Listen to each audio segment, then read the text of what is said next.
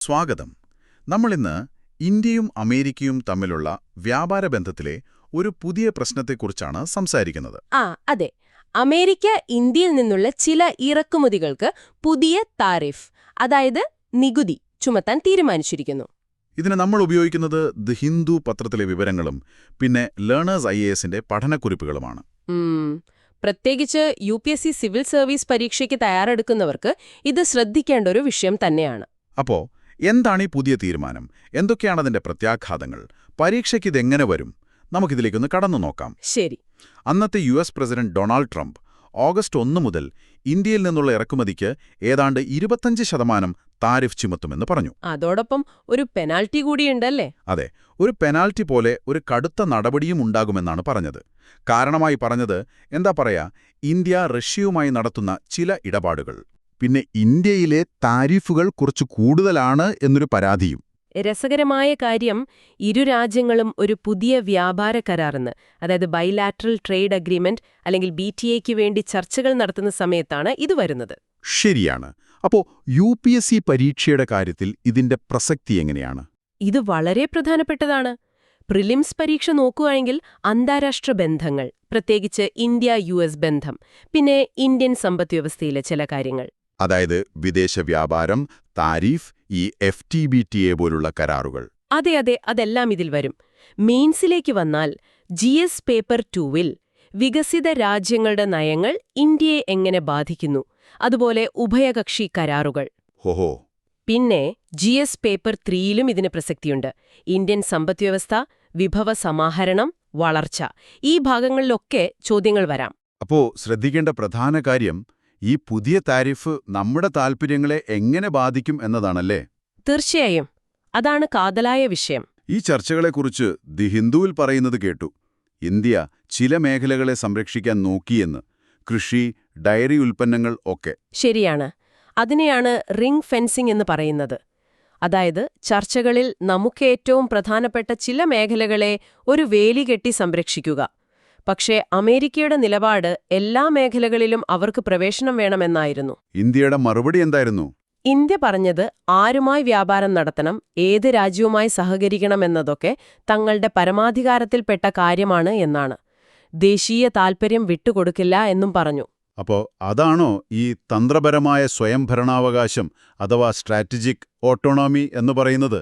കഴിവ്. അമേരിക്കയുടെ ഈ നീക്കം ഇന്ത്യയുടെ ആ കഴിവൊന്ന് പരീക്ഷിക്കുന്നതുപോലെയാണ്. ശരി. അപ്പോ ഈ താരിഫ് നടപ്പിലായാൽ അമേരിക്കൻ മാർക്കറ്റിൽ നമ്മുടെ സാധനങ്ങൾക്ക് വില കൂടുമല്ലോ? കൂടും. ദക്ഷിണ കൊറിയ, വിയറ്റ്നാം പോലുള്ള രാജ്യങ്ങളുമായി മത്സരിക്കാൻ ബുദ്ധിമുട്ടാവില്ലേ? തീർച്ചയായും. അത് ഇന്ത്യൻ കയറ്റുമതിയെ കാര്യമായി ബാധിക്കും. പ്രത്യേകിച്ച് ചെറുകിട ഇടത്തരം സംരംഭങ്ങൾ, MSMEകൾ, പിന്നെ നമ്മുടെ വസ്ത്രനിർമ്മാണ മേഖല. മേക്ക് ഇൻ ഇന്ത്യ പോലുള്ള കാര്യങ്ങൾക്കും ഇതൊരു വെല്ലുവിളിയാവുമോ? സാധ്യതയുണ്ട്. സാമ്പത്തികമായി അതൊരു വെല്ലുവിളിയാണ്. രാഷ്ട്രീയമായി നോക്കിയാൽ ഇത് ഇന്ത്യയുടെ വിദേശ നയത്തിന് ഒരു പരീക്ഷണം തന്നെയാണ്. റഷ്യയുമായുള്ള ബന്ധം വേണോ അതോ US വ്യാപാരം വേണോ എന്നൊരു സമ്മർദ്ദം വരും. അമേരിക്കയുടെ ലക്ഷ്യം എന്തായിരിക്കും ഇതിന് പിന്നിൽ? പല കാരണങ്ങളുണ്ടാവാം. ഒന്ന്, ഈ വ്യാപാര ചർച്ചകളിൽ ഇന്ത്യയെ സമ്മർദ്ദത്തിലാക്കി അവർക്ക് വേണ്ട കാര്യങ്ങൾ നേടിയെടുക്കുക. ഓഹോ. 2, റഷ്യയുമായി സഹകരിക്കുന്നവർക്ക് ഒരു സൂചന നൽകുക. 3, അവരുടെ സ്വന്തം രാജ്യത്തെ ഉൽപ്പാദകരുടെ താൽപ്പര്യം സംരക്ഷിക്കുക. ഇതൊക്കെയാവാം. അപ്പോ ഇന്ത്യയുടെ മുന്നിലുള്ള വെല്ലുവിളികൾ ലേണേഴ്സ് IAS നോട്ട്സിൽ പറയുന്നത് ഈ താരിഫ് നിലനിൽക്കുമ്പോൾ ചർച്ച നടത്തിയാൽ ഇന്ത്യയുടെ നില അത്ര ശക്തമായിരിക്കില്ല എന്നാണല്ലോ. ശരിയാണ്. അതൊരു വലിയ വെല്ലുവിളിയാണ്. സാമ്പത്തിക നഷ്ടം വരും, US മാർക്കറ്റിൽ നമ്മുടെ മത്സരക്ഷമത കുറയും, വിദേശ നയത്തിൽ ഒരു ബാലൻസ് കണ്ടെത്താൻ പാടുപെടും. പിന്നെ ഈ താരിഫ് വെച്ചുകൊണ്ട് ചർച്ചയ്ക്കിരിക്കുമ്പോൾ നമ്മുടെ വിലപേശൽ ശേഷി കുറയും. അപ്പോ ഇന്ത്യ എങ്ങനെ ഇതിനെ നേരിടും? മുന്നോട്ടുള്ള വഴി കുറച്ച് സങ്കീർണമാണ്. നയതന്ത്രപരമായ നീക്കങ്ങൾ തുടരണം, ചർച്ചകൾക്കുള്ള സാധ്യത അടയ്ക്കരുത്, പക്ഷേ നമ്മുടെ പരമാധികാരത്തിൽ വിട്ടുവീഴ്ചയും പാടില്ല. മറ്റു വിപണികൾ നോക്കേണ്ടി വരുമോ? ഉള്ള പുതിയ വാതിലുകൾ തുറക്കണം. പിന്നെ നമ്മുടെ ആഭ്യന്തര സമ്പദ്വ്യവസ്ഥയെ ശക്തിപ്പെടുത്തുക എന്നതും വളരെ പ്രധാനമാണ്. അപ്പോ ചുരുക്കി പറഞ്ഞാൽ അമേരിക്കയുടെ ഈ താരിഫ് നീക്കം ഇന്ത്യക്ക് സാമ്പത്തികമായും നയതന്ത്രപരമായും ഒരുപോലെ വെല്ലുവിളിയാണ്. അതെ, ഇതിനെ ഇന്ത്യയെ എങ്ങനെ കൈകാര്യം ചെയ്യുന്നു എന്നത് വളരെ നിർണായകമാകും. ശരിയാണ്. നിങ്ങൾ ആലോചിക്കേണ്ട ഒരു കാര്യം കൂടിയുണ്ട്. ഇത്തരം വ്യാപാര സമ്മർദ്ദങ്ങൾ ഇന്ത്യയുടെ ദീർഘകാല ബന്ധങ്ങളെ, അമേരിക്കയോടും റഷ്യയോടും മാത്രമല്ല മറ്റു രാജ്യങ്ങളോടുമുള്ള ബന്ധങ്ങളെ എങ്ങനെ മാറ്റിയെഴുതാൻ സാധ്യതയുണ്ട്? നമ്മുടെ സാമ്പത്തിക മുൻഗണനകൾ മാറുമോ? അതൊരു നല്ല ചോദ്യമാണ്. ഈ വിശകലനം നിങ്ങൾക്ക് ഉപകാരപ്പെട്ടു എന്ന് കരുതുന്നു. അടുത്തതായി നമുക്ക് ദി ഹിന്ദു പത്രത്തിലെ മറ്റൊരു പ്രധാന വാർത്തയിലേക്ക് കടക്കാം. ശരി. സ്വാഗതം. ഇന്ന് നമ്മൾ സംസാരിക്കാൻ പോകുന്നത് വളരെ പ്രധാനപ്പെട്ട ഒരു വിഷയത്തെക്കുറിച്ചാണ്. നമ്മുടെ എല്ലാം വോട്ടവകാശം. ഇന്ത്യയിൽ വോട്ട് ചെയ്യാൻ നിങ്ങൾക്കെല്ലാവർക്കും അവകാശമുണ്ട് എന്ന കാര്യത്തിൽ ഒരു ഉറപ്പുണ്ടോ? അല്ലെങ്കിൽ ആ അവകാശം തെളിയിക്കാൻ ആവശ്യമായ കൃത്യമായ രേഖകൾ നമ്മുടെ കയ്യിലുണ്ടോ? ഈ ചോദ്യങ്ങൾ ഇപ്പോൾ കുറച്ചുകൂടി പ്രസക്തമാവുകയാണ്. പ്രത്യേകിച്ചും ബീഹാറിൽ നടക്കുന്ന ചില പുതിയ കാര്യങ്ങൾ വെച്ച് നോക്കുമ്പോൾ. അപ്പോൾ നമുക്കിന്ന് വോട്ടവകാശവും ജനാധിപത്യത്തിന്റെ ആത്മാവും എന്നൊരു ലേഖനത്തെ അടിസ്ഥാനമാക്കി ഈ വിഷയത്തിലേക്ക് ഒന്ന് ആഴത്തിലിറങ്ങിച്ചെല്ലാം. ഇന്ത്യയിലെ വോട്ടവകാശത്തെക്കുറിച്ചും അതുമായി ബന്ധപ്പെട്ട് ഇപ്പോൾ ഉയർന്നുവരുന്ന ചില പുതിയ ആശങ്കകളെക്കുറിച്ചുമൊക്കെ നിങ്ങൾ തീർച്ചയായും അറിഞ്ഞിരിക്കേണ്ട ചില കാര്യങ്ങളുണ്ട്. പിന്നെ നിങ്ങൾ സിവിൽ സർവീസ് പരീക്ഷയ്ക്കോ മറ്റോ തയ്യാറെടുക്കുന്ന ഒരാളാണെങ്കിൽ ഈ ചർച്ച എന്തായാലും ശ്രദ്ധിക്കുന്നത് നല്ലതാണ്. കാരണം ഇത് പ്രിലിംസിനും, അതായത് പോളിറ്റി ഭാഗത്തും. ശരി, അപ്പോൾ നമുക്ക് കാര്യത്തിലേക്ക് കടക്കാം. ഈ ലേഖനം പ്രധാനമായും എടുത്തു പറയുന്നത് ബീഹാറിൽ ഇപ്പോൾ നടക്കുന്ന ഒരു പ്രത്യേക തീവ്രമായ വോട്ടർ പട്ടിക പുനഃപരിശോധന, സ്പെഷ്യൽ ഇൻറ്റൻസീവ് റിവിഷൻ അഥവാ SIR എന്ന് പറയും, അതിനെക്കുറിച്ചാണല്ലോ. ഇത് ലക്ഷക്കണക്കിന് ആളുകൾക്ക് അവരുടെ വോട്ടവകാശം നഷ്ടപ്പെടുത്താൻ വരെ സാധ്യതയുണ്ട് എന്നൊരു വലിയ ആശങ്കയാണ് ലേഖനം മുന്നോട്ട് വയ്ക്കുന്നത്. അതെ, അവിടെയാണ് ഏറ്റവും ശ്രദ്ധിക്കേണ്ട ഒരു കാര്യം. ലേഖനം ചൂണ്ടിക്കാണിക്കുന്നത് വളരെ അടിസ്ഥാനപരമായ ഒരു മാറ്റമാണ്. അതായത് സാധാരണഗതിയിൽ നമ്മളെല്ലാവരും ഇന്ത്യൻ പൗരന്മാരാണ് എന്നൊരു ധാരണയുണ്ട്. പ്രിസ്യൂംഡ് ഇൻക്ലൂഷൻ എന്ന് പറയും. സ്വാഭാവികമായും നമ്മൾ ഉൾപ്പെട്ടവരാണ് എന്നൊരു തത്വം. എന്നാൽ ഇപ്പോൾ കാര്യങ്ങൾ അങ്ങനെയല്ല. ഓരോ വ്യക്തിയും സ്വന്തം പൗരത്വം തെളിയിക്കേണ്ട ഒരവസ്ഥയിലേക്ക് കാര്യങ്ങൾ നീങ്ങുന്നു. അതിനെയാണ് ലേഖനം പ്രിസ്യൂംറ്റീവ് എക്സ്ക്ലൂഷൻ എന്ന് പറയുന്നത്. സ്വാഭാവികമായി പുറത്താക്കപ്പെട്ടേക്കാം എന്നൊരു നില. ചുരുക്കി പറഞ്ഞാൽ ആ ഒരു ഭാരം, പൗരത്വം തെളിയിക്കേണ്ടതിന്റെ ഭാരം ഗവൺമെന്റിൽ നിന്ന് പൗരനിലേക്ക് വരുന്നു. ഇതാണ് ശരിക്കും ആ ലേഖനത്തിലെ പ്രധാന ആശങ്ക. ഓഹോ, ഈ സ്വാഭാവികമായി പുറത്താക്കൽ അഥവാ പ്രിസംപ്റ്റീവ് എക്സ്ക്ലൂഷൻ എന്ന് കേൾക്കുമ്പോൾ തന്നെ ഒരു പൊരുത്തക്കേട് തോന്നുന്നുണ്ടല്ലോ. കാരണം നമ്മുടെ ഭരണഘടനാ ശില്പികൾ ഡോക്ടർ അംബേദ്കറെ പോലുള്ളവർ വിഭാവനം ചെയ്തത് വിദ്യാഭ്യാസമോ സമ്പത്തോ ഒന്നും നോക്കാതെ പ്രായപൂർത്തിയായ എല്ലാവർക്കും വോട്ടവകാശമെന്നതല്ലേ. അതാണ് നമ്മുടെ യൂണിവേഴ്സൽ അഡൽട്ട് ഫ്രാഞ്ചൈസ് എന്ന അടിസ്ഥാന തത്വം. അപ്പോൾ ഈ പുതിയ സമീപനം അതിന് നേർ വിപരീതമാവില്ലേ? ലേഖനം ഇതിനെ അമേരിക്കയിലെ ആ പഴയ വിവേചനപരമായിരുന്ന ജിം ക്രോ നിയമങ്ങളോടും പിന്നെ അസമിലെ ഡീവോട്ടർ പ്രശ്നത്തോടുമൊക്കെ താരതമ്യം ചെയ്യുന്നുമുണ്ട്. എന്തുകൊണ്ടാണ് ആ താരതമ്യങ്ങൾ വരുന്നത്? അതൊരു നല്ല പോയിന്റാണ്. ആ താരതമ്യങ്ങൾ വരുന്നത് ഇത്തരം നടപടികളിൽ പതിയിരിക്കുന്ന ഒരു അപകടം സൂചിപ്പിക്കാനാണ്. നോക്കൂ, അമേരിക്കയിലെ ജിം ക്രോ നിയമങ്ങൾ എന്താ ചെയ്തത്? വംശീയമായ വേർതിരിവുണ്ടാക്കി കറുത്ത വർഗക്കാരെ വോട്ടവകാശത്തിൽ നിന്ന് മാറ്റി നിർത്താൻ ശ്രമിച്ചു. അതുപോലെ അസമിലെ ഡി വോട്ടർ അഥവാ സംശയാസ്പദമായ വോട്ടർമാർ, അവർക്ക് പൗരത്വം തെളിയിക്കാൻ വേണ്ട രേഖകളില്ല എന്ന കാരണത്താൽ വോട്ടവകാശം നഷ്ടപ്പെടുന്നൊരവസ്ഥ വന്നു. അപ്പോൾ ബീഹാറിലും ഇതുപോലെ സാധാരണക്കാർക്ക്, പ്രത്യേകിച്ച് പാവപ്പെട്ടവർക്ക് ഈ പറയുന്ന രേഖകൾ ഹാജരാക്കാൻ പറ്റിയില്ലെങ്കിൽ അവരുടെ വോട്ടവകാശം നഷ്ടപ്പെടുമോ എന്നൊരു ഭയം നിലനിൽക്കുന്നുണ്ട്. ഇവിടെയാണ് ഈ പ്രിസ്യൂംഡ് ഇൻക്ലൂഷൻ, പ്രിസംപ്റ്റീവ് എക്സ്ക്ലൂഷൻ പോലുള്ള കോർ കോൺസെപ്റ്റ്സ് ഒക്കെ പ്രസക്തമാവുന്നത്. എല്ലാവരെയും സ്വാഭാവികമായി ഉൾക്കൊള്ളുന്നതിനു പകരം എല്ലാവരും അവരവരുടെ പൗരത്വം തെളിയിക്കാൻ നിർബന്ധിതരാകുന്നൊരവസ്ഥയുടെ പ്രത്യാഘാതം അത് ചിലപ്പോൾ ഗുരുതരമായേക്കാം. ലേഖനം പറയുന്നൊരു കാര്യം, ജനന സർട്ടിഫിക്കറ്റ്, പാസ്പോർട്ട് പോലുള്ള രേഖകൾ അത് ഒരുപാട് സാധാരണക്കാരുടെ കയ്യിൽ, പ്രത്യേകിച്ച് ദരിദ്രരായ ആളുകളുടെ കയ്യിലുണ്ടാവണമെന്നില്ല. എന്നാൽ ആധാർ കാർഡ്, റേഷൻ കാർഡ് പോലെ കുറച്ചുകൂടി സാധാരണമായ ആളുകളുടെ കയ്യിലുള്ള രേഖകൾ അതൊന്നും ഇതിന് തെളിവായി സ്വീകരിക്കുന്നില്ല എന്നും പറയുന്നു.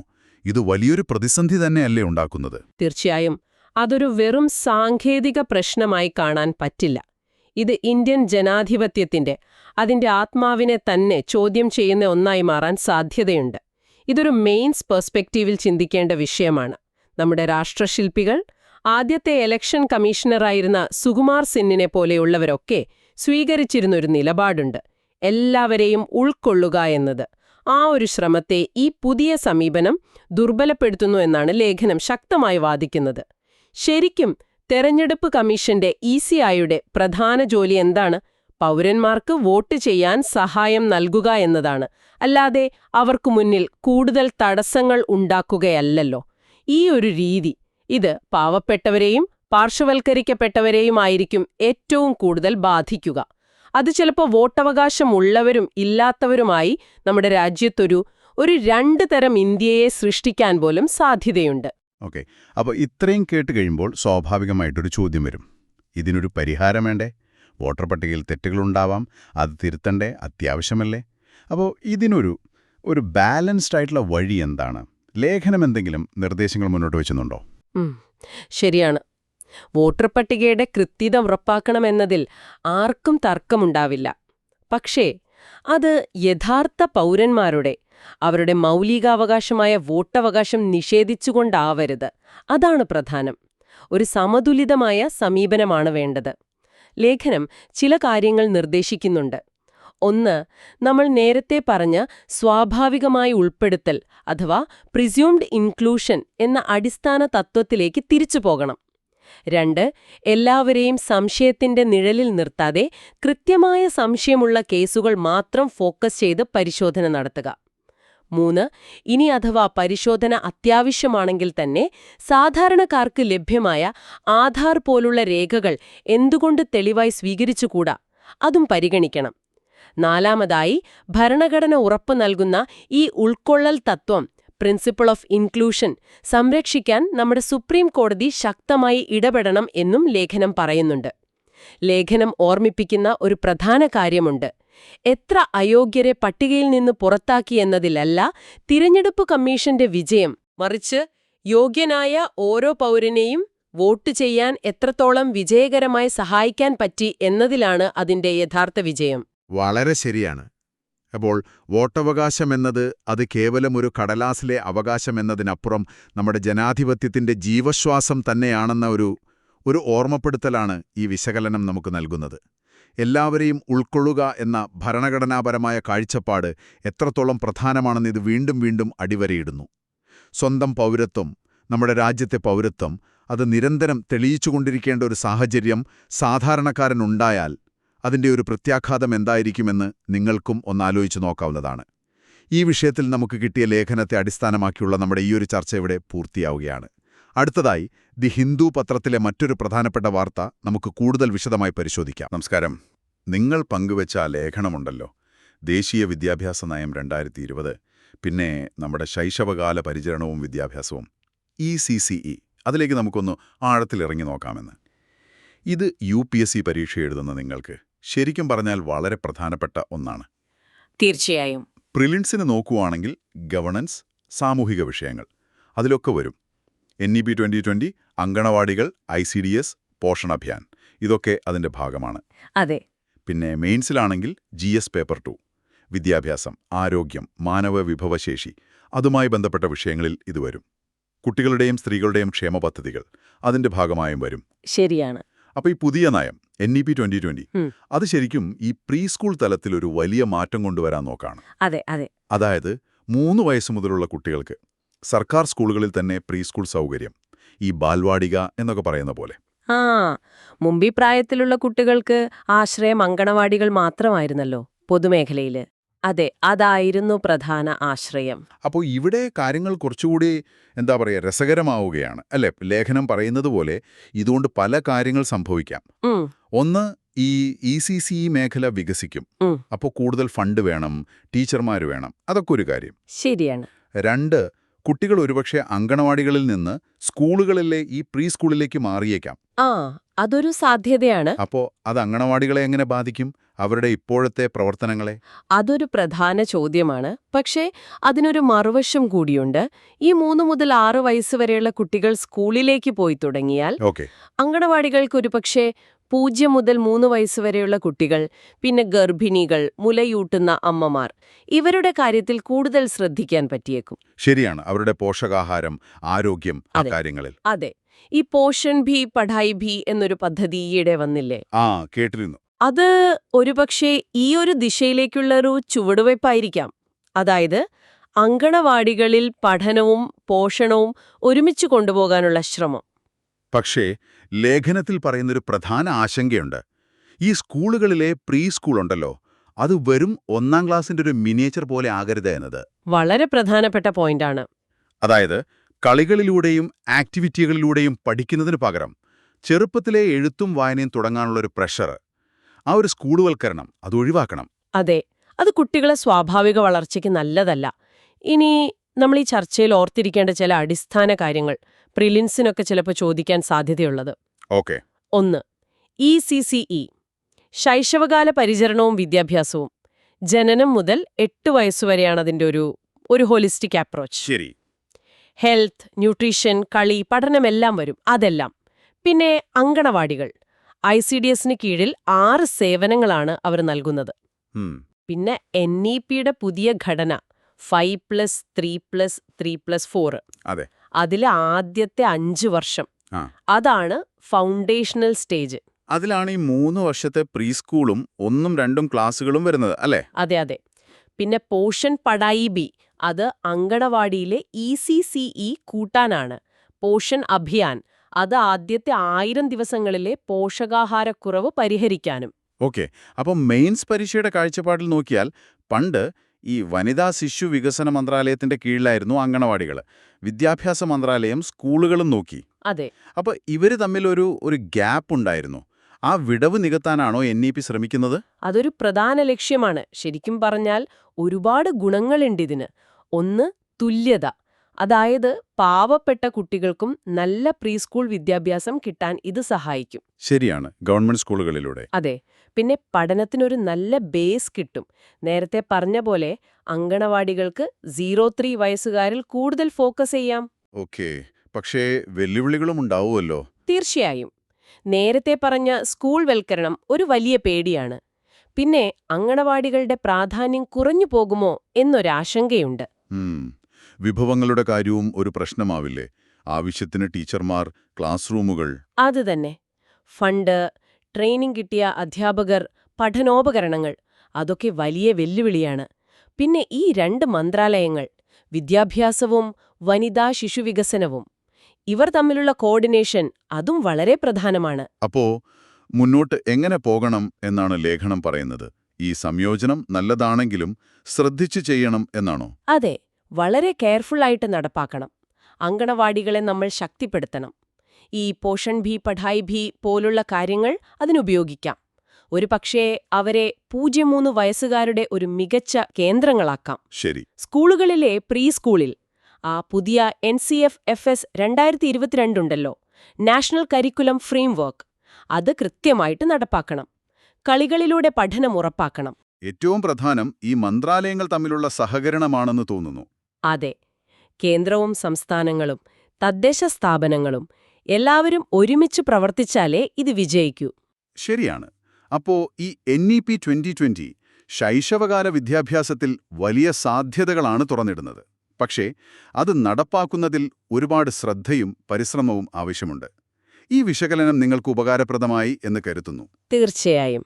ഈ മാറ്റങ്ങൾ ശരിക്കും പറഞ്ഞാൽ വളരെ വലുതാണ്.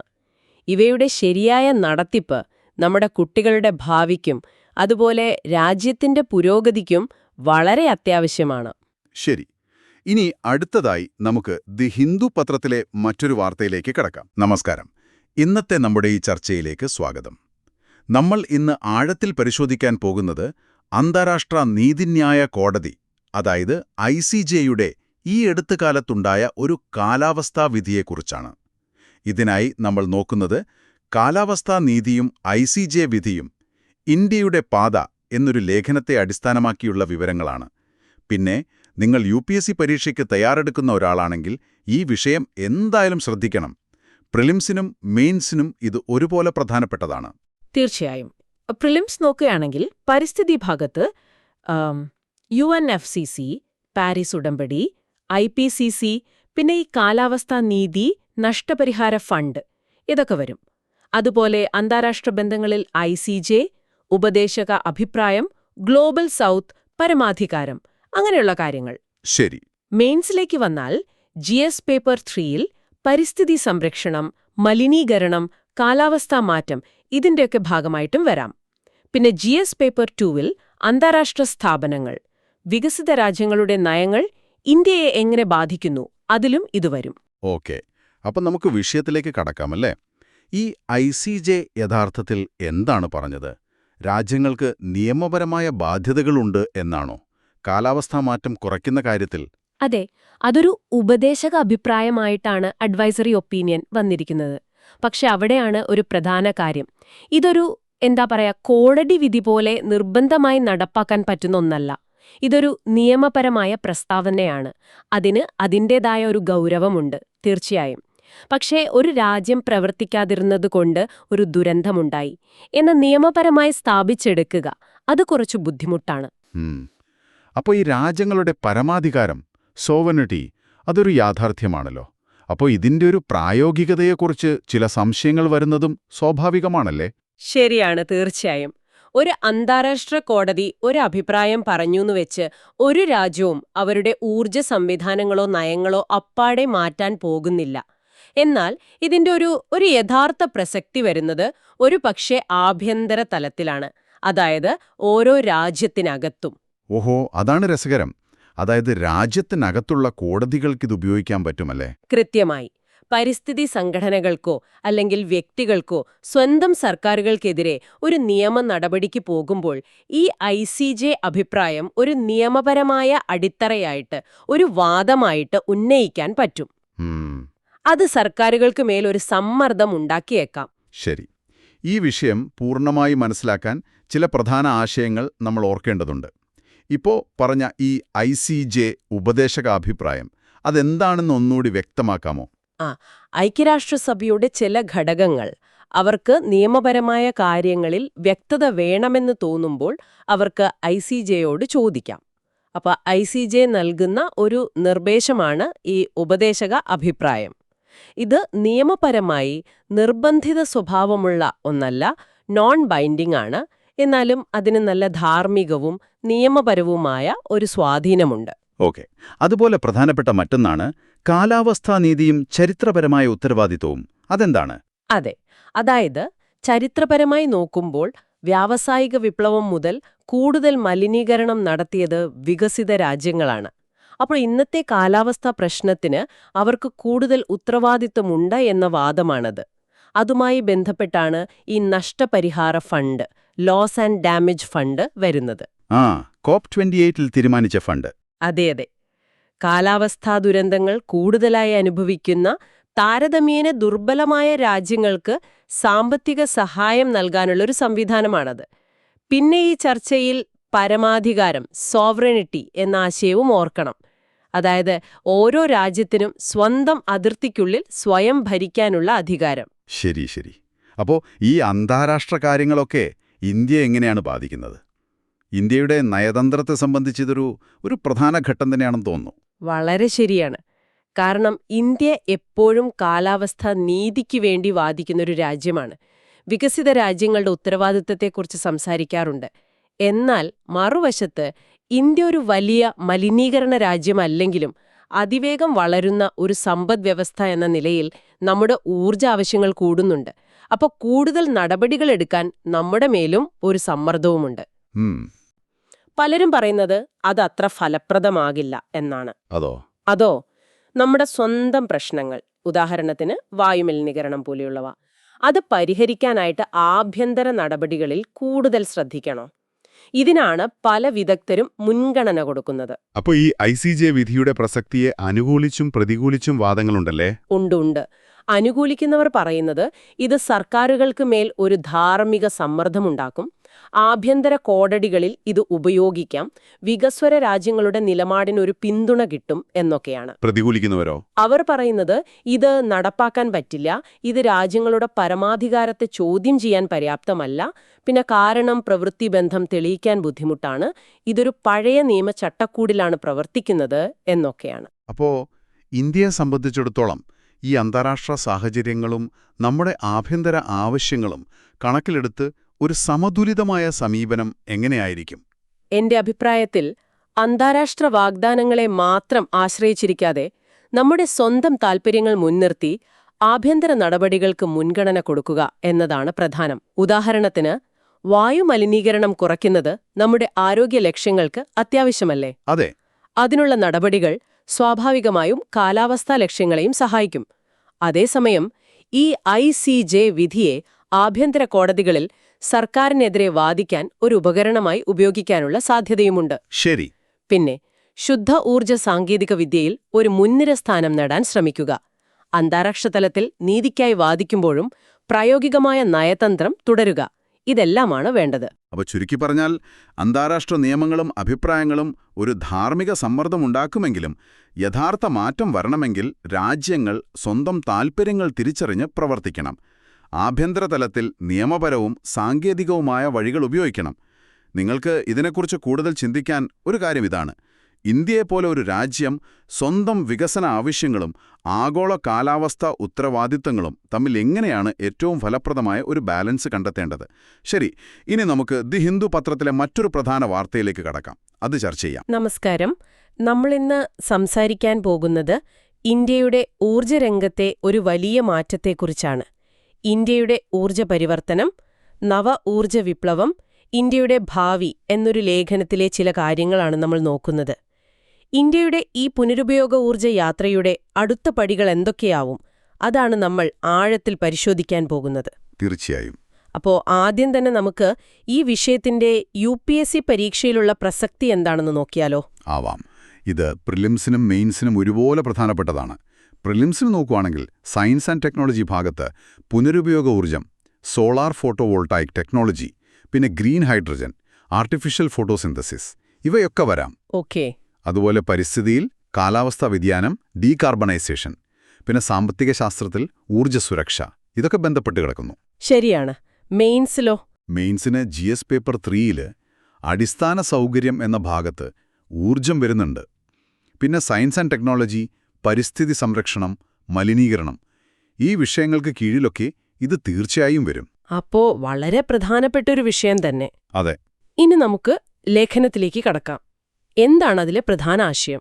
പ്രധാന ആശയം ഇതാണ്: ലോകം പുനരുപയോഗ ഊർജ്ജത്തിലേക്ക് മാറിക്കൊണ്ടിരിക്കുകയാണ്. അപ്പോൾ ഇന്ത്യ ഇപ്പോൾ കൂടുതലായി ഉപയോഗിക്കുന്ന സിലിക്കൺ സോളാർ പാനലുകൾക്കപ്പുറത്തേക്ക് ചിന്തിക്കണം. അതാണ് ലേഖനം പറയുന്നത്. എന്തുകൊണ്ടാണ് അങ്ങനെ പറയുന്നത്? സിലിക്കൺ പാനലുകൾക്ക് എന്താണ് പ്രശ്നം? പ്രശ്നം അതിന്റെ കാര്യക്ഷമതയാണ്, എഫിഷ്യൻസി. അത് ഏകദേശം 15-18% വരെയൊക്കെ ഉള്ളൂ. ഓ, അത്രയുള്ളൂ. അതെ. അപ്പോൾ കൂടുതൽ വൈദ്യുതി ഉണ്ടാക്കാൻ കൂടുതൽ സ്ഥലം വേണം. ഇന്ത്യയെപ്പോലെ ജനസാന്ദ്രത കൂടിയ, ഭൂമിക്ക് പരിമിതിയുള്ളൊരു രാജ്യത്ത് അതൊരു വലിയ വെല്ലുവിളിയാണല്ലേ? ശരിയാണ്. കൂടുതൽ സ്ഥലം കണ്ടെത്തുന്നത് അത്ര എളുപ്പമല്ല. അതുകൊണ്ട് കൂടുതൽ കാര്യക്ഷമമായ അടുത്ത തലമുറ സാങ്കേതിക വിദ്യകളെപ്പറ്റി ചിന്തിക്കേണ്ട സമയം അതിക്രമിച്ചു എന്നാണ് ലേഖനം പറയുന്നത്. ഈ കാര്യക്ഷമതയുടെ വ്യത്യാസം എത്രത്തോളമുണ്ട്? സിലിക്കൺ 15-18% ഈ പുതിയ ടെക്നോളജികൾക്ക് എത്ര കിട്ടും? ഉദാഹരണത്തിന് ഗാലിയം ആഴ്സനൈഡ് പോലുള്ളവയ്ക്ക് 47% വരെ എഫിഷ്യൻസി നേടാൻ സാധ്യതയുണ്ട്. 47%? അത് വലിയൊരു മാറ്റമാണല്ലോ. സിലിക്കണിന്റെ ഏതാണ്ട് 3 ഇരട്ടി വരും. അതെ, അത്രയും സ്ഥലം ലാഭിക്കാം. അപ്പോ ഈ കുറഞ്ഞ കാര്യക്ഷമത അത് ഗ്രീൻ ഹൈഡ്രജൻ ഉൽപ്പാദനത്തെയും ബാധിക്കുമല്ലോ, അല്ലേ? തീർച്ചയായും ബാധിക്കും. ഗ്രീൻ ഹൈഡ്രജൻ ഉണ്ടാക്കാൻ ധാരാളം പുനരുപയോഗ ഊർജ്ജം വേണം. അപ്പോൾ സോളാർ പാനലിന്റെ എഫിഷ്യൻസി കുറവാണെങ്കിൽ കൂടുതൽ പാനലുകൾ വെക്കേണ്ടി വരും. കൂടുതൽ സ്ഥലവും വേണം, ചെലവും കൂടും. ശരിയാണ്. അതുകൊണ്ടാണ് ലേഖനം ആർട്ടിഫിഷ്യൽ ഫോട്ടോസിന്തസിസ്, APS പോലുള്ള പുതിയ വഴികൾ നോക്കണമെന്ന് പറയുന്നത്. ആർട്ടിഫിഷ്യൽ ഫോട്ടോസിന്തസിസ്, അതായത് പ്രകൃതിയിലെ പ്രകാശ സംശ്ലേഷണം പോലെ. അതെ. പ്രകൃതിയെ അനുകരിച്ച് സൂര്യപ്രകാശവും വെള്ളവും കാർബൺ ഡയോക്സൈഡും ഉപയോഗിച്ച് നേരിട്ട് ഇന്ധനമുണ്ടാക്കുന്ന സാങ്കേതികവിധി, അതിനുള്ള ഗവേഷണങ്ങളും നടക്കുന്നുണ്ട്. അത് കൊള്ളാമല്ലോ. ഒരു കൃത്രിമ ഇല പോലെ. ഒരു തരത്തിലങ്ങനെ പറയാം. യൂറോപ്യൻ യൂണിയന്റെ RFNBO എന്നൊരു ആശയവും ഇതിനോട് ചേർത്ത് വായിക്കാം. RFNBO അതെന്താണ്? Renewable fuels of non biological origin, അതായത് പുനരുപയോഗ വൈദ്യുതി ഉപയോഗിച്ച് നിർമ്മിക്കുന്ന ഇന്ധനങ്ങൾ. പക്ഷെ ബയോമാസ് അല്ലാത്തവ. ഗ്രീൻ ഹൈഡ്രജൻ ഒരു ഉദാഹരണമാണ്. ഓക്കെ. അപ്പൊ ഈ പുതിയ സാങ്കേതിക വിദ്യകളൊക്കെ ഇന്ത്യക്ക് വളരെ പ്രധാനപ്പെട്ടതാണെന്ന് തോന്നുന്നു. പ്രത്യേകിച്ച് നമ്മൾ ഊർജ്ജത്തിന് ഇത്ര അധികം ഇറക്കുമതിയെ ആശ്രയിക്കുമ്പോൾ. വളരെ ശരിയാണ്. നമ്മുടെ ഊർജ്ജാവശ്യകതയുടെ 85% വരെ ഇറക്കുമതിയാണ്. അപ്പോൾ ശരിക്കുമുള്ളൊരു ആത്മനിർഭരത നേടണമെങ്കിൽ ഈ ഗവേഷണത്തിലും പുതിയ ടെക്നോളജികളിലും നല്ല രീതിയിൽ നിക്ഷേപം നടത്തണം. അതാണ് ലേഖനമൂന്നി പറയുന്നത്. നമുക്ക് പെട്ടെന്ന് മനസ്സിലാക്കാൻ വേണ്ടി ചില പ്രധാന ആശയങ്ങൾ ഒന്നുകൂടി പറഞ്ഞാലോ? ഈ ഫോട്ടോവോൾട്ടായിക്സ് PV എന്ന് പറഞ്ഞാൽ PV എന്ന് വെച്ചാൽ സൂര്യപ്രകാശത്തെ നേരിട്ട് വൈദ്യുതിയാക്കുന്ന ടെക്നോളജി. സാധാരണ നമ്മൾ കാണുന്ന സോളാർ പാനൽ. അതിൽ കൂടുതലും സിലിക്കണാണ് ഉപയോഗിക്കുന്നത്. ഓക്കെ, സോളാർ സെല്ല് കാര്യക്ഷമത. അത് സൂര്യപ്രകാശത്തിന്റെ എത്ര ശതമാനം വൈദ്യുതിയാക്കി മാറ്റാൻ പറ്റും എന്നതിന്റെ അളവാണ്. സിലിക്കണിന് 15-18% ഗ്രീൻ ഹൈഡ്രജൻ. അത് പുനരുപയോഗ ഊർജം, അതായത് സോളാർ, കാറ്റ് ഒക്കെ ഉപയോഗിച്ച് വെള്ളത്തിൽ നിന്ന് ഹൈഡ്രജൻ ഉണ്ടാക്കുന്നത്. ഇതിൽ കാർബൺ പുറന്തള്ളലില്ല. അതാണ് ഗ്രീൻ. Grey, blue ഹൈഡ്രജനുമുണ്ട്. അത് വേറെ രീതിയിലാണ് ഉണ്ടാക്കുന്നത്. ആർട്ടിഫിഷ്യൽ ഫോട്ടോസിന്തസിസ് APS നമ്മൾ പറഞ്ഞു. പ്രകൃതിയെ അനുകരിച്ച് ഇന്ധനമുണ്ടാക്കാനുള്ള ഗവേഷണം. RFNBOയും പറഞ്ഞു. അതെ, പുനരുപയോഗ വൈദ്യുതി ഉപയോഗിച്ചുണ്ടാക്കുന്ന ബയോമാസ് അല്ലാത്ത ഇന്ധനങ്ങൾ. ഇനി മെയിൻസ് പരീക്ഷയുടെ ഒരു കാഴ്ചപ്പാടിൽ നോക്കുമ്പോൾ ഇന്ത്യയുടെ ദേശീയ സോളാർ മിഷൻ വളരെ വലുതാണല്ലോ. ആണ്. പക്ഷെ അതൊരു വലിയ അളവ് വരെ ഇറക്കുമതി ചെയ്ത സിലിക്കൺ പാനലുകളെ ആശ്രയിച്ചാണ് മുന്നോട്ടു പോകുന്നത്, പ്രത്യേകിച്ച് ചൈനയിൽ നിന്ന്. അതെ, നേരത്തെ പറഞ്ഞ പോലെ ഭൂമി കുറവും ജനസാന്ദ്രത കൂടുതലുമുള്ള ഇന്ത്യയ്ക്ക് ഈ കുറഞ്ഞ കാര്യക്ഷമതയും കൂടുതൽ സ്ഥലം വേണമെന്നതും വലിയൊരു പ്രശ്നമാണ്. ഇത് നമ്മുടെ ദേശീയ ഗ്രീൻ ഹൈഡ്രജൻ മിഷനെയും അതിന്റെ ലക്ഷ്യങ്ങളെയും ബാധിച്ചേക്കാം. അപ്പൊ ഈ നിലവിലെ സമീപനത്തിന് ഗുണങ്ങളും ദോഷങ്ങളും ഉണ്ടെന്ന് പറയാമല്ലേ? തീർച്ചയായും. ഗുണങ്ങൾ എന്തൊക്കെയാണ്? ഗുണങ്ങൾ: 1. സിലിക്കൺ ടെക്നോളജി തെളിയിക്കപ്പെട്ടതാണ്, വർഷങ്ങളായി ഉപയോഗിക്കുന്നതുമാണ്. 2. ചൈന കാരണം ഇതിന്റെ വില ഗണ്യമായി കുറഞ്ഞിട്ടുണ്ട്. അതുകൊണ്ട് നമുക്ക് വേഗത്തിൽ ഒരുപാട് സോളാർ പ്ലാന്റുകൾ സ്ഥാപിക്കാൻ കഴിഞ്ഞു. ശരിയാണ്. ദോഷങ്ങളോ അല്ലെങ്കിൽ പരിമിതികൾ? പരിമിതികൾ നമ്മൾ നേരത്തെ ചർച്ച ചെയ്തതാണ്. 1. കുറഞ്ഞ കാര്യക്ഷമത. അതുകൊണ്ട് കൂടുതൽ സ്ഥലം വേണം. 2. ഇറക്കുമതിയെ, പ്രത്യേകിച്ച് ഒരൊറ്റ രാജ്യത്തെ ചൈനയെ അമിതമായി ആശ്രയിക്കുന്നത്. അത് നമ്മുടെ ഊർജ്ജ സുരക്ഷയ്ക്ക് ഒരു ഭീഷണിയാണ്. 3. ഗ്രീൻ ഹൈഡ്രജൻ ലക്ഷ്യങ്ങൾക്ക് ഇതൊരു തടസ്സമായേക്കാം എന്നും പറഞ്ഞു. അതെ. അപ്പോ എന്താണ് മുന്നോട്ടുള്ള വഴി? ലേഖനം എന്തെങ്കിലും നിർദ്ദേശിക്കുന്നുണ്ടോ? ഉണ്ട്. ലേഖനം പറയുന്നത് നിലവിലെ സിലിക്കൺ പാനലുകൾ ഉപയോഗിക്കുന്നത് തുടരണം. കാരണം നമുക്ക് ഊർജ്ജം ആവശ്യമുണ്ട്. പക്ഷെ അതോടൊപ്പം ഒരു ദീർഘകാല കാഴ്ചപ്പാടോടെയുള്ള തന്ത്രം വേണം. അതെന്തൊക്കെയാണ്? 1. അടുത്ത തലമുറ സാങ്കേതിക വിദ്യകളിൽ ഈ പറഞ്ഞ ഗാലിയം ആർസനൈഡ്, പെറോസ്കൈറ്റ്, APS ഒക്കെ അതിലുള്ള ഗവേഷണത്തിനും വികസനത്തിനും R&D സർക്കാർ കൂടുതൽ ഫണ്ട് നൽകണം. കാര്യമായ നിക്ഷേപം വേണം. ഓക്കെ. 2. ഒരുപക്ഷെ ഉയർന്ന കാര്യക്ഷമതയുള്ള ഈ പുതിയ സോളാർ ടെക്നോളജികൾക്കായിട്ട് ഒരു പ്രത്യേക ദേശീയ ദൗത്യം തന്നെ തുടങ്ങുന്നത് പരിഗണിക്കാവുന്നതാണ്. നല്ല നിർദ്ദേശം. 3. യൂറോപ്യൻ യൂണിയൻ പോലെയുള്ള ഈ രംഗത്ത് മുന്നിലുള്ള രാജ്യങ്ങളുമായിട്ടും സ്ഥാപനങ്ങളുമായിട്ടും സാങ്കേതിക സഹകരണം ഉറപ്പാക്കണം. ടെക്നോളജി ട്രാൻസ്ഫർ അടക്കം. 4.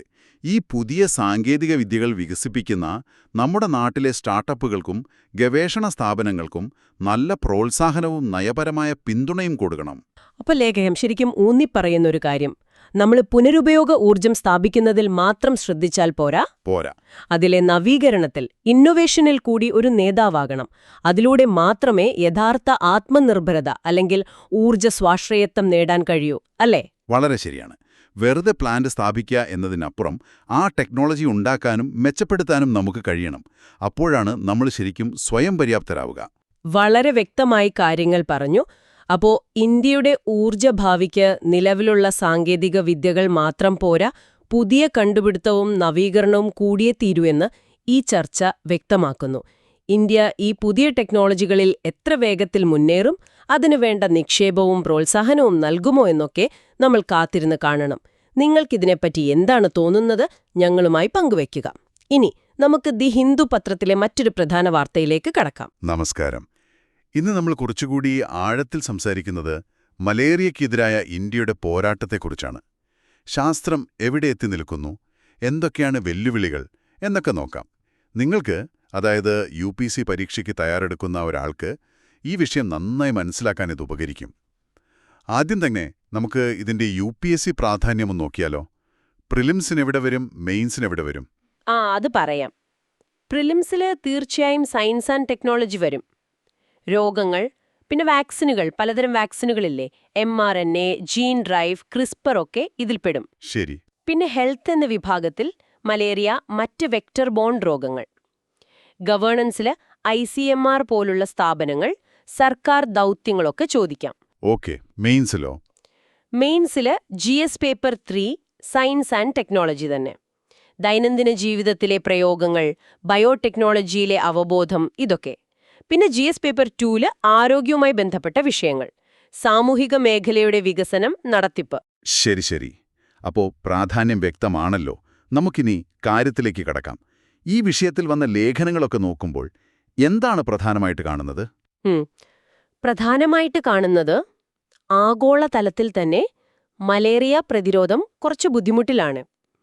എന്താണെന്ന് വെച്ചാൽ മരുന്നുകളോടും കീടനാശിനികളോടുമുള്ള പ്രതിരോധം അത് കൂടിക്കൂടി വരുന്നു. അതൊരു വലിയ പ്രശ്നം തന്നെയാണല്ലോ. അതെ. പക്ഷേ ഇന്ത്യയുടെ കാര്യം നോക്കിയാൽ ഒരു നല്ല വാർത്തയുണ്ട്. കഴിഞ്ഞ ഏകദേശം 2 ദശകത്തിനുള്ളിൽ മലേറിയ കേസുകൾ 80% കൂടുതൽ കുറയ്ക്കാൻ നമുക്ക് പറ്റിയിട്ടുണ്ട്. ഓ, അത് വലിയ നേട്ടം തന്നെ. മരണനിരക്കും അതുപോലെ കുറഞ്ഞു. പക്ഷേ ഒരു പക്ഷേയുണ്ട്. ഈ നേട്ടം എല്ലായിടത്തും ഒരുപോലെ അല്ല. പ്രത്യേകിച്ച് ആദിവാസി മേഖലകൾ, വനപ്രദേശങ്ങൾ, അങ്ങനെയുള്ള ഇടങ്ങളിൽ മലേറിയ ഇപ്പോഴും കാര്യമായ പ്രശ്നമാണ്. അതായത് ദേശീയ തലത്തിൽ കണക്ക് കുറഞ്ഞെങ്കിലും ചില പോക്കറ്റുകളിൽ ഇത് കേന്ദ്രീകരിച്ചു നിൽക്കുന്നു, അല്ലേ? അതെ, കൃത്യമായി പറഞ്ഞാൽ അതാണ് അവസ്ഥ. പിന്നെ ഇന്ത്യയുടെ മറ്റൊരു വെല്ലുവിളി, ഈ ആഫ്രിക്കയിലൊക്കെ പ്രധാനമായും പ്ലാസ്മോഡിയം ഫാൽസിപാരമാണ് പ്രശ്നക്കാരനെങ്കിൽ. കൂടുതൽ അപകടകാരിയായ ടൈപ്പ്. അതെ, ഇന്ത്യയിൽ അത് മാത്രമല്ല, പ്ലാസ്മോഡിയം വിവാക്സും വളരെ വ്യാപകമാണ്. ഈ വിവാക്സിന്റെ ഒരു പ്രശ്നം എന്താണെന്ന് വെച്ചാൽ, ഇത് കരളിന്റെ കോശങ്ങളിൽ ഉറങ്ങിക്കിടന്ന് പിന്നീട് വീണ്ടും രോഗമുണ്ടാക്കും. റിലാപ്സ് എന്ന് പറയും. ഓക്കെ. അപ്പൊ ചികിത്സ കഴിഞ്ഞാലും വീണ്ടും വരാം. അതെ, അത് കാരണം നിയന്ത്രണം കൂടുതൽ പാടാണ്. നിലവിലുള്ള വാക്സിനുകളായ RTS, SR21 ഒക്കെ ഒരു പരിധിവരെ ഫാൽസിപാരമിനെതിരെ ഫലപ്രദമാണെങ്കിലും ഈ വിവാക്സിന്റെ കാര്യത്തിൽ അത്ര പോരാ. അതുകൊണ്ടാണോ പുതിയ വാക്സിനുകളെക്കുറിച്ചുള്ള ഗവേഷണം ഇത്ര സജീവമായി നടക്കുന്നത്? ഈ whole parasite, blood stage transmission blocking എന്നൊക്കെ പറയുന്നത്.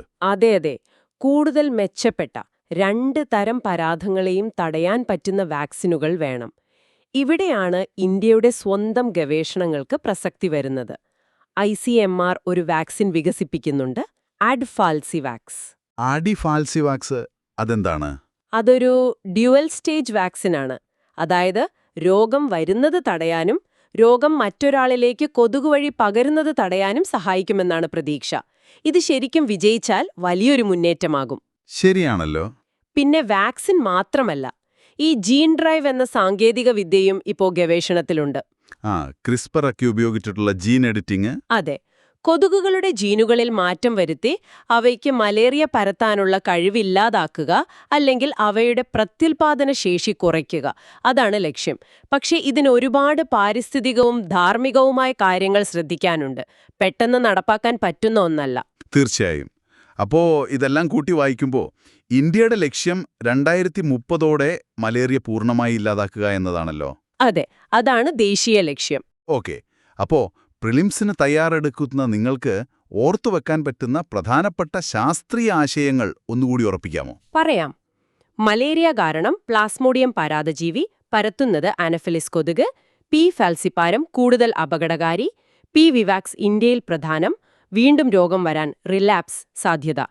വാക്സിൻ തരങ്ങൾ രോഗാണുവിന്റെ ഘട്ടത്തിനനുസരിച്ച്, pre erythrocytic, blood stage, transmission blocking. Gene drive ഒരു പ്രത്യേക ജീൻ വേഗത്തിൽ ഒരു സ്പീഷീസിൽ പടർത്തുന്ന technique. CRISPR gene editing tool. AdFalciVax ICMR വികസിപ്പിക്കുന്ന ഡ്യുവൽ സ്റ്റേജ് വാക്സിൻ. ഇതൊക്കെയാണ് പ്രധാനം. വളരെ നന്നായി. ഇനി നമുക്ക് മെയിൻസിന്റെ കാഴ്ചപ്പാടിലേക്ക് വരാം. ഇതിന്റെ വലിയ ചിത്രം എന്താണ്? സാമൂഹികമായും നയപരമായും എന്തൊക്കെയാണ് ശ്രദ്ധിക്കേണ്ടത്? ഇതൊരു പ്രധാന പൊതുജനാരോഗ്യ പ്രശ്നമാണ്, പ്രത്യേകിച്ച് നമ്മുടെ ദുർബല വിഭാഗങ്ങളെ ബാധിക്കുന്നത്. ആദിവാസി മേഖലകളിലെ കാര്യം നമ്മൾ പറഞ്ഞല്ലോ. ആരോഗ്യ സേവനങ്ങൾ എല്ലാവരിലേക്കും എത്തിക്കുന്നതിലെ പ്രശ്നങ്ങൾ, ലാസ്റ്റ് മൈൽ ഡെലിവറി, ഇത് വീണ്ടും ഓർമ്മിപ്പിക്കുന്നു.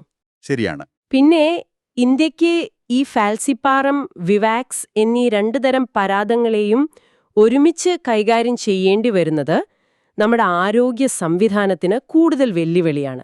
അതിനനുസരിച്ചുള്ള തന്ത്രങ്ങൾ വേണം. ഈ തദ്ദേശീയ ഗവേഷണവും വാക്സിൻ നിർമ്മാണവും ആത്മനിർഭർ ഭാരത് പോലെയുള്ള ആശയങ്ങളുമായി എങ്ങനെ ബന്ധപ്പെട്ടിരിക്കുന്നു?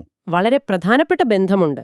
ICMR-ന്റെ ആഡ്ഫാൽസിവാക്സ് ശ്രമം, അതുപോലെ സെറം ഇൻസ്റ്റിറ്റ്യൂട്ട് R21 വാക്സിൻ ഉൽപ്പാദിപ്പിക്കാൻ പോകുന്നത്, ഇതൊക്കെ ഇന്ത്യയുടെ ശാസ്ത്ര സാങ്കേതിക ശേഷി വർദ്ധിപ്പിക്കുന്നു. വാക്സിൻ മൈത്രി പോലെ ആഗോളതലത്തിൽ സഹായിക്കാനും ഇത് ഇന്ത്യയെ പ്രാപ്തമാക്കും. ഓക്കെ, അപ്പോൾ ഇന്ത്യയുടെ ശക്തിയും വെല്ലുവിളികളും ഒന്ന് ചുരുക്കി പറയാമോ? ശക്തിയായി പറയാവുന്നത് രോഗഭാരം ഗണ്യമായി കുറച്ചത്, നമ്മുടെ തദ്ദേശീയ ഗവേഷണശേഷി, വാക്സിൻ നിർമ്മിക്കാനുള്ള കഴിവ്. വെല്ലുവിളികളാണെങ്കിൽ ഈ അവസാന മൈൽ സേവന വിതരണം, ഇരട്ട പരാതഭാരം, ഫാൽസിപ്പാറം ആൻഡ് വിവാക്സ്, രോഗലക്ഷണമില്ലാതെ രോഗം പരത്തുന്നവർ, മരുന്നുകളോടും കീടനാശിനികളോടുമുള്ള പ്രതിരോധം, പിന്നെ വിവാക്സിനെക്കുറിച്ചുള്ള ഗവേഷണത്തിൽ വേണ്ടത്ര പുരോഗതിയില്ലാത്തതും. അപ്പോൾ മുന്നോട്ടു പോകാൻ എന്താണ് വേണ്ടത്? ഒരു സംയോജിത സമീപനം.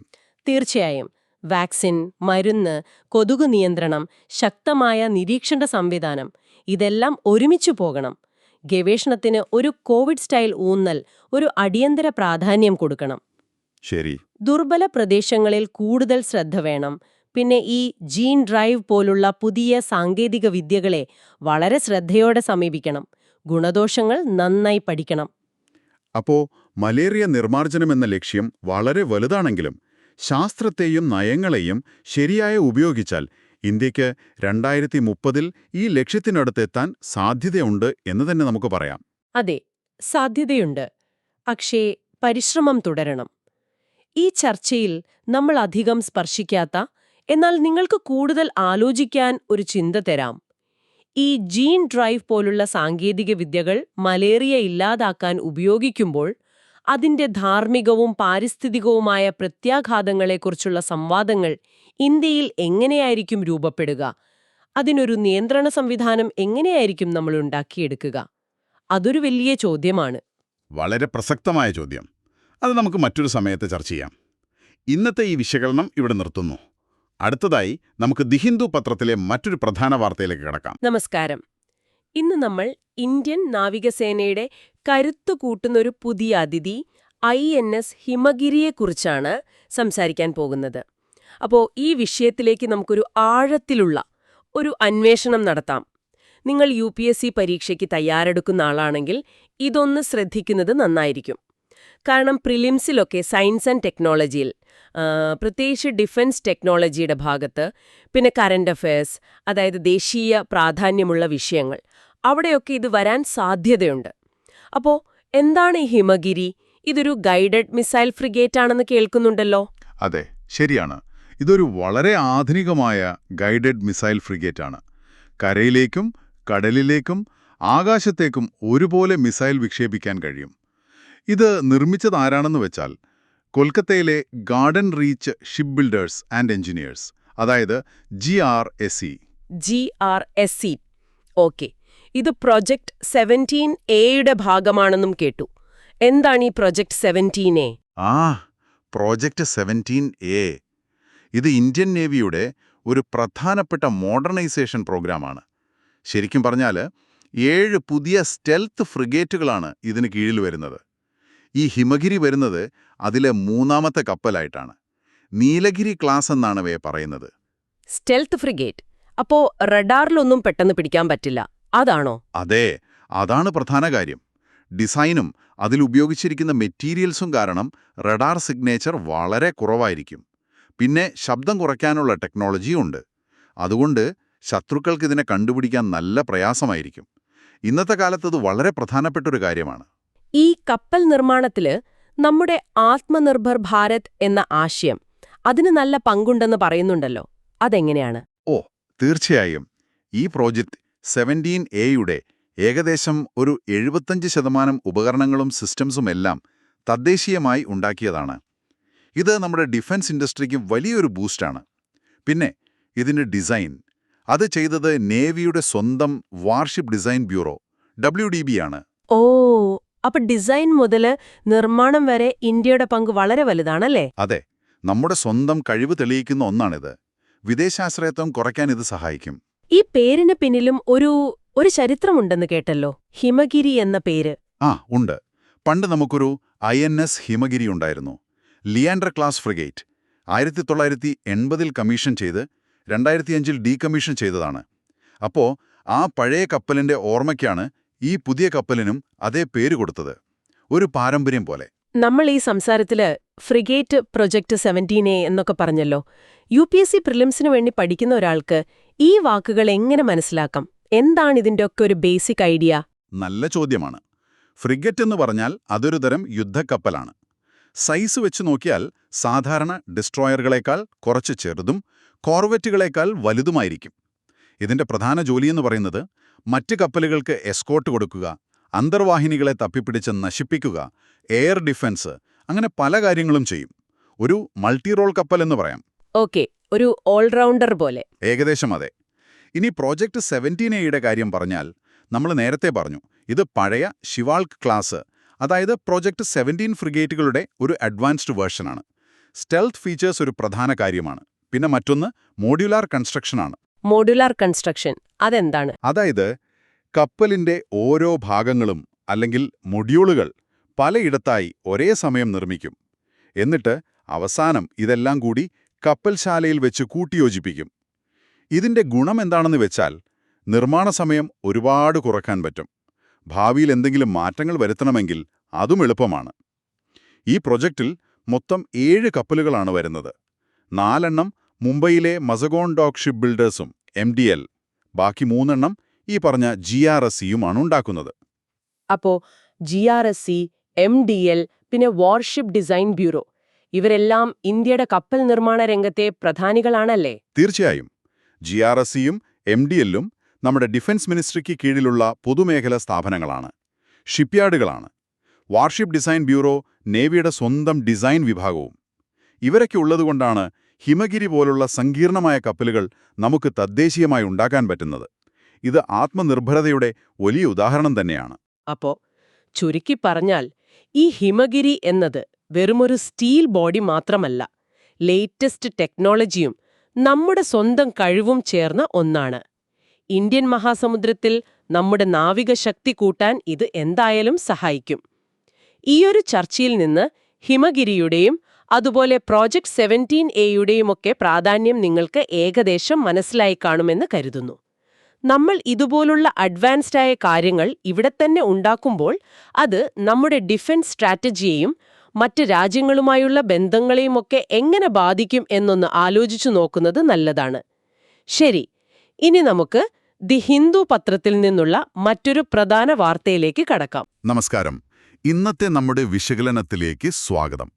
ഇന്ന് നമ്മൾ നോക്കുന്നത് ദി ഹിന്ദു പത്രത്തിൽ വന്ന ഒരു പ്രധാന വാർത്തയാണ്. NISR ഉപഗ്രഹത്തിന്റെ വിജയകരമായ വിക്ഷേപണം.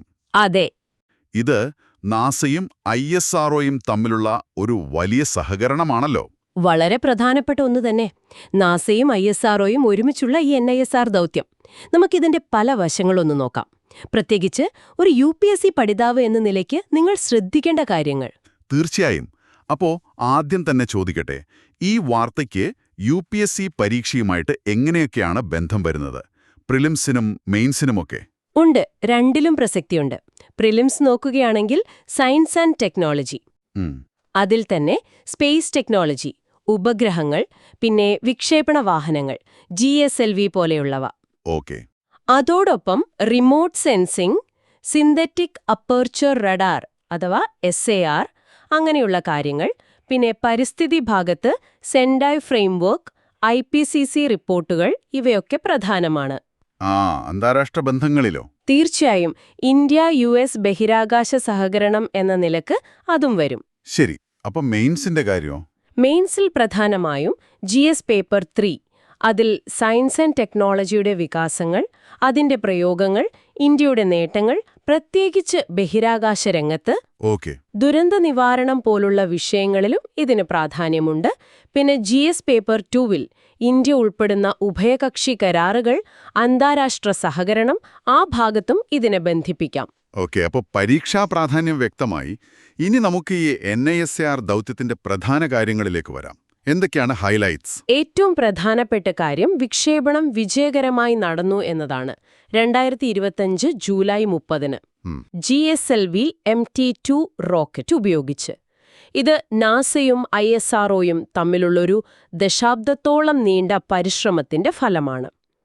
പിന്നെ ഇതിന്റെ ഒരു വലിയ പ്രത്യേകത ലോകത്തിൽ ആദ്യമായിട്ട് 2 ഫ്രീക്വൻസി റഡാറുകൾ L ബാൻഡും S ബാൻഡും ഒരുമിച്ച് ഒരു ഉപഗ്രഹത്തിൽ ഉപയോഗിക്കുന്നു എന്നതാണ്. അതെ അതെ, ആ 2 ഫ്രീക്വൻസികളുടെ കാര്യം അതെന്തുകൊണ്ടാണ് അത്ര സവിശേഷമാകുന്നത്? അതായത് നാസ വികസിപ്പിച്ച L ബാൻഡ് റഡാറിന് മരങ്ങളുടെ ഇലച്ചാർപ്പുകളിലൂടെയും ഒരു പരിധിവരെ മണ്ണിനടിയിലേക്കും തുളച്ചുകയറി വിവരങ്ങൾ ശേഖരിക്കാൻ പറ്റും.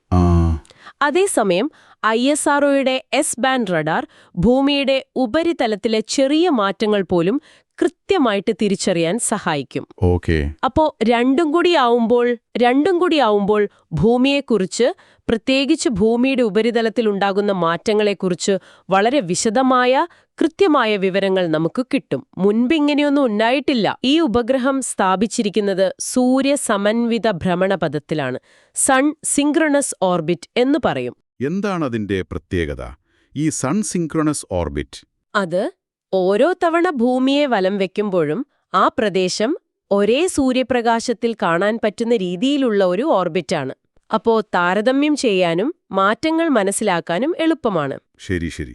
പിന്നെ ഈ വിക്ഷേപണം GSLVയുടെ വിശ്വാസ്യത ഒന്നുകൂടി ഉറപ്പിച്ചില്ലേ? മുൻപ് നമ്മൾ ഈ നോട്ടി ബോയ് എന്നൊക്കെ വിളിച്ചിരുന്നല്ലോ. തീർച്ചയായും അതൊരു വലിയ നേട്ടമാണ്. GSLVയുടെ തുടർച്ചയായ വിജയങ്ങൾ, പ്രത്യേകിച്ച് ഇത്രയും പ്രധാനപ്പെട്ട ഒരു ദൗത്യം, അത് ഇസ്രോയുടെ വലിയൊരു വിജയമാണ്. GSLV ഇപ്പോൾ വളരെ വിശ്വസനീയമായ ഒരു വിക്ഷേപണ വാഹനമായി മാറി. പിന്നെ ശ്രദ്ധിക്കേണ്ട ഒരു കാര്യം, ഈ നിസാർ നൽകുന്ന ഡേറ്റ, അത് ദുരന്തസാധ്യത കുറയ്ക്കാനുള്ള അന്താരാഷ്ട്ര ഉടമ്പടിയായ സെൻഡായ് ഫ്രെയിംവർക്കിനും കാലാവസ്ഥാ വ്യതിയാനം പഠിക്കുന്ന IPCCയുടെ പഠനങ്ങൾക്കും വലിയ സഹായമാകും. എന്നാൽ വാർത്തയിൽ ചില വെല്ലുവിളികളും പറയുന്നുണ്ടല്ലോ. സാങ്കേതികവിദ്യ കൈമാറ്റം നടന്നു എന്നൊക്കെ പറയുമ്പോഴും. ഉണ്ട്. അതായത് സാങ്കേതികവിദ്യ കൈമാറ്റം നടന്നിട്ടുണ്ട്, പക്ഷേ പ്രധാന ഡിസൈൻ നാസയുടേതായിരുന്നു. ചില നിർണായക ഭാഗങ്ങൾ ഇറക്കുമതി ചെയ്യേണ്ടി വന്നു. ആത്മനിർഭരതയിൽ കുറച്ചുകൂടി പോകാനുണ്ട് എന്നാണോ? അതെ, ആ ഒരു സൂചനയുണ്ട്. പിന്നെ ഭീമമായ അളവിലുള്ള ഡാറ്റയാണ് ഈ ഉപഗ്രഹം നൽകാൻ പോകുന്നത്. ശരിയാണ്. അത് കൈകാര്യം ചെയ്യുക, വിശകലനം ചെയ്യുക എന്നത് വലിയൊരു വെല്ലുവിളിയാണ്. അതിന് K ബാൻഡ് പോലുള്ള ഹൈ ബാൻഡ്വിഡ്ത്ത് കമ്മ്യൂണിക്കേഷൻ സംവിധാനങ്ങൾ വേണം. ഓക്കെ, പ്രിലിംസിനു വേണ്ടി ചില അടിസ്ഥാന കാര്യങ്ങൾ ഒന്നുകൂടി ഓർക്കാമോ? ഈ GSLV നോട്ടി ബോയ് എന്ന പേര് വരാൻ കാരണം? അത് GSLVയുടെ ആദ്യകാല പരീക്ഷണങ്ങളിൽ ചില പരാജയങ്ങൾ നേരിട്ടിരുന്നു, പ്രത്യേകിച്ചും ക്രയോജനിക് സ്റ്റേജുമായി ബന്ധപ്പെട്ട്. അതാണ് ആ പേരിന് കാരണം. പക്ഷെ അതൊക്കെ പഴയ കഥ. സെൻഡായ് ഫ്രെയിംവർക്ക് എന്ന് പറഞ്ഞാൽ ദുരന്ത സാധ്യത കുറയ്ക്കാനുള്ള ഒരു അന്താരാഷ്ട്ര പ്ലാനാണ്. IPCC കാലാവസ്ഥാ മാറ്റം പഠിക്കുന്ന UN സമിതി. K ബാൻഡ് എന്നത് കൂടുതൽ ഡാറ്റ വേഗത്തിൽ അയക്കാനുള്ള ഒരു ഫ്രീക്വൻസി ബാൻഡ്. അത്രയുള്ളൂ.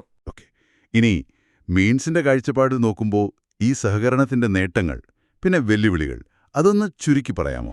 നേട്ടങ്ങൾ നമ്മൾ പറഞ്ഞ പോലെ GSLVയുടെ വിശ്വാസ്യത തെളിഞ്ഞു. S ബാൻഡ് റഡാർ നിർമ്മാണം പോലെയുള്ള സാങ്കേതിക ശേഷി ഇന്ത്യ നേടി. ശരി. ഇതൊരു നയതന്ത്ര വിജയം കൂടിയാണ്.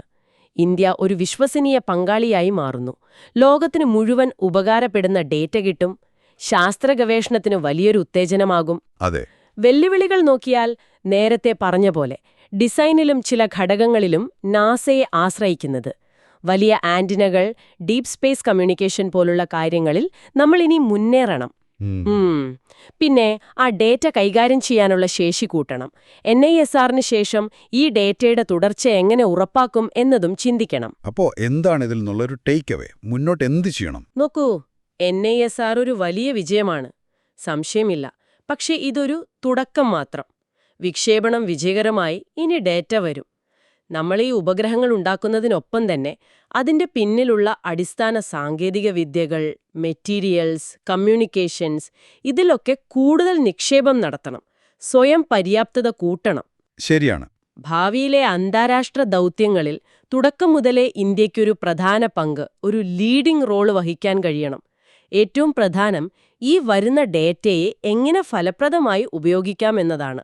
അതിന് സർക്കാരിനു പുറമെ സ്വകാര്യ മേഖലയെയും സ്റ്റാർട്ടപ്പുകളെയും ഒക്കെ പ്രോത്സാഹിപ്പിക്കണം. ഡേറ്റയുടെ ഉപയോഗത്തിലാണ് യഥാർത്ഥ വിജയമെന്ന് പറയാം. ശരി. ഇന്നത്തെ ഈ വിശകലനം നിങ്ങൾക്കെല്ലാവർക്കും ഉപകാരപ്രദമായെന്ന് കരുതുന്നു. ഈ പറഞ്ഞ കാര്യങ്ങൾ NISR, GSLV, SAR, Sendai framework, IPCC ഇതൊക്കെ ഇന്ന് തന്നെ ഒന്നുകൂടി നോക്കുന്നത് നല്ലതാണ്, ഓർമ്മയിൽ നിൽക്കാൻ സഹായിക്കും. തീർച്ചയായും. അപ്പോ നാളെ പുതിയ വിഷയങ്ങളുമായി നമുക്ക് വീണ്ടും കാണാം. എല്ലാവർക്കും എല്ലാ ആശംസകളും. ഒരു കാര്യം കൂടി ആലോചിച്ചു നോക്കൂ. ഇത്രയധികം ഭൗമ നിരീക്ഷണ ഡേറ്റ നമ്മുടെ കയ്യിൽ കിട്ടുമ്പോൾ അത് നാളത്തെ കൃഷിയെ അല്ലെങ്കിൽ നഗരാസൂത്രണത്തെ അതുമല്ലെങ്കിൽ ദുരന്തങ്ങളെ മുൻകൂട്ടി അറിയുന്നതിനെയൊക്കെ എങ്ങനെയായിരിക്കും മാറ്റാൻ പോകുന്നത്? ചിന്തിക്കേണ്ട വിഷയമാണ്.